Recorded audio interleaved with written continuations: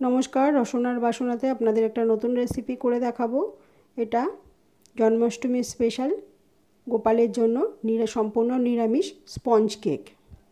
এখানে আমি একটা বাটিতে 3-4 চামচের মতো রাম নিয়ে নিচ্ছি।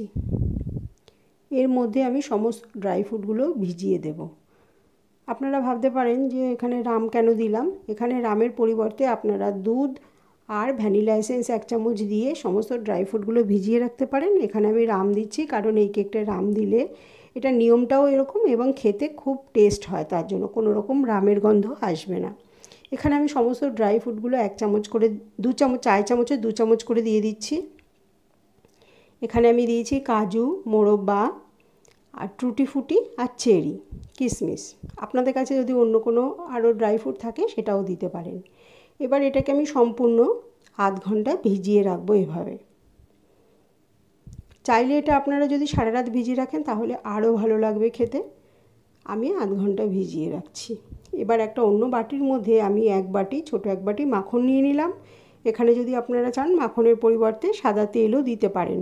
ওই একটা বাটির মাপ করে নেবেন, সমস্ত উপকরণ ওই বাটিটার মাপেই দেবেন। আমি এখানে মিক্সিতে গুঁড়ো করে নিয়েছি, 2 বাটি চিনি দিয়ে দিলাম। আমি এখানে 2টো কেক বানাবো, তাই একটু উপকরণগুলো বেশি বেশি নিচ্ছি। আপনারা যদি একটা কেক বানান তাহলে আপনারা সম্পূর্ণ এর হাফ দেবেন। এবার চিনিটা আর মাখনটা আমি ভালোভাবে মিশিয়ে নিচ্ছি। চিনি আর মাখন ভালোভাবে মিশে গেলে পর আমি এবার ঘরে রাখা দুধ, রুম টেম্পারেচারে রাখা দুধ দিয়ে দিচ্ছি। 1 বাটি দিয়ে দিলাম। এখানে আপনারা 1 বাটি দুধ দেবেন না, অল্প অল্প করে দেবেন, কারণ আমি মাপ জানি বলে আমি পুরো 1 বাটি দুধ দিয়ে দিলাম। আপনারা এখানে মাপটা বুঝে দেবেন। প্রথমে অল্প দুধ দেবেন, তারপর আস্তে আস্তে বুঝে দুধ দেবেন। সম্পূর্ণ আমি এটা মিশিয়ে নিচ্ছি। দুধ, মাখন আর চিনিটা সম্পূর্ণ মিশে গেলে পর তারপরে আমি যত শুকনো উপকরণগুলো দেব আস্তে আস্তে এরপর দেব। এবার একটা ছাঁকনি বসিয়ে নিলাম, আমি সম্পূর্ণ ছেঁকে নেব। এর মধ্যে আমি ওই একই বাটির 2 বাটি ময়দা দেব। ময়দা দিয়ে এবার চেলে নেব আমি।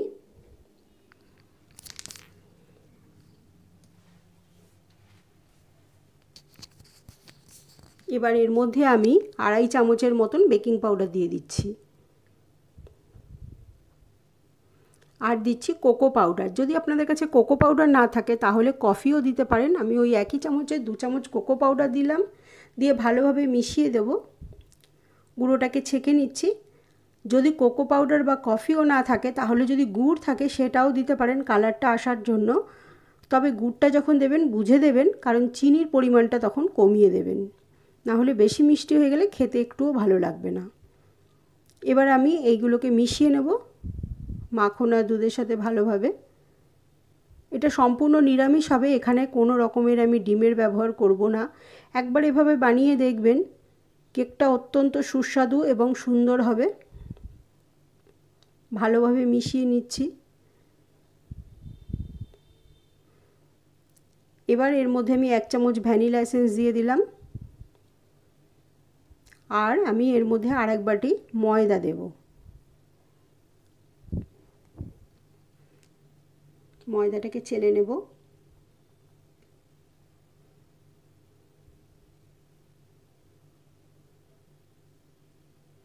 এভাবে বানানোর অনুরোধ রইল। যদি ভালো লাগে তাহলে লাইক এবং সাবস্ক্রাইব করতে কিন্তু একদম ভুলবেন না। আর কমেন্ট করে জানাবেন রেসিপিটা কেমন লাগলো আপনাদের। আর আপনারাও যদি বাড়িতে বানান তাহলেও আমাকে কমেন্ট করে জানাবেন যে কেমন হয়েছে, তাহলে আমার খুব ভালো লাগবে এবং আমি উৎসাহিত হব, এবং আমার যদি কোনো ভুল ত্রুটি থাকে সেগুলোকে আমি সংশোধন করে নিতে পারবো। মোটামুটি তৈরি হয়ে গেছে ব্যাটারটা। এর মধ্যে আমি এবার ভিনিগার দিয়ে দিচ্ছি। 2 চামচ ভিনিগার দিচ্ছি। যেহেতু আমি এখানে ডিম দিইনি, সম্পূর্ণ নিরামিষ কেক, তাই এখানে আমি 2 চামচ ভিনিগার দিলাম। যদি আপনাদের কাছে ভিনিগার না থাকে সেক্ষেত্রে আপনারা লেবুর রসও দিতে পারেন। এভাবে বানাবেন, দেখবেন অত্যন্ত সুন্দর একটা কেক তৈরি হয়ে যাবে। অনেকে ভাবতেই পারেন যে ডিম দিল না, ডিম ছাড়া কিভাবে হবে। ডিম ছাড়া আপনারা বুঝতেই পারবেন না যে এটার মধ্যে ডিম দেওয়া হয়নি। এভাবে মিশিয়ে নেবেন, একই দিকে একইভাবে মেশাবেন। এবার আমি সমস্ত ড্রাই ফ্রুটগুলো দিয়ে দিলাম, তার মধ্যে যে একটুখানি রাম ছিল সেটাও দিয়ে দিলাম।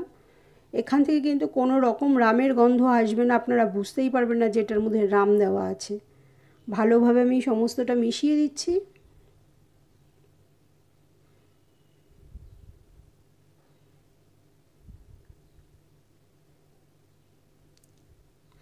এটা আমি মাইক্রোওভেনে 180 ডিগ্রিতে 30 মিনিট রাখবো। এটা আপনারা যদি চান উনুনে বানাতে, উনুনের মধ্যে গ্যাসের মধ্যে একটা মোটা কড়াই বসিয়ে দেবেন, তারপর একটা জাল দিয়ে, যেটার মধ্যে আমরা গরম খাবার রাখি সেই জালটা দিয়ে তার মধ্যে আপনারা এই কেকের বাটিটা বসিয়ে ঢাকা দিয়ে 30 মিনিট রাখবেন, তাহলেই কেক সুন্দর তৈরি হয়ে যাবে। এখানে আমি 1 চিমটের মতো দারচিনির গুঁড়ো দিয়েছি, দারচিনির গুঁড়োটা স্পঞ্জ কেকে দিতেই হবে। এবার আমি এই মিশ্রণটাকে একটা কেকের বাটির মধ্যে ঢেলে নেব। একটা বাটার পেপার দিয়ে নিয়েছি, দিয়ে এটা আমি ঢেলে নিচ্ছি।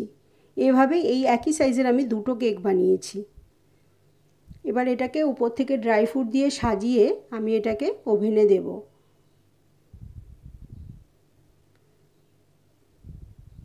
এবার যে ড্রাই ফ্রুটগুলো রেখেছিলাম আমি শুকনো, সবগুলো আমি উপর থেকে সাজিয়ে দেবো। আপনাদের কাছে যার যেরকম ড্রাই ফ্রুট থাকবে সে সেরকম দিয়েই সাজাবেন।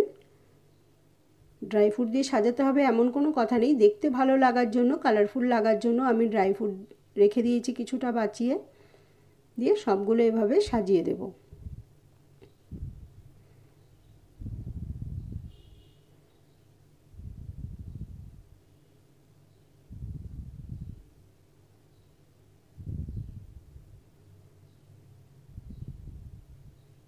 এবার কাজু দিয়ে দিচ্ছি, দেখতে অপূর্ব লাগবে।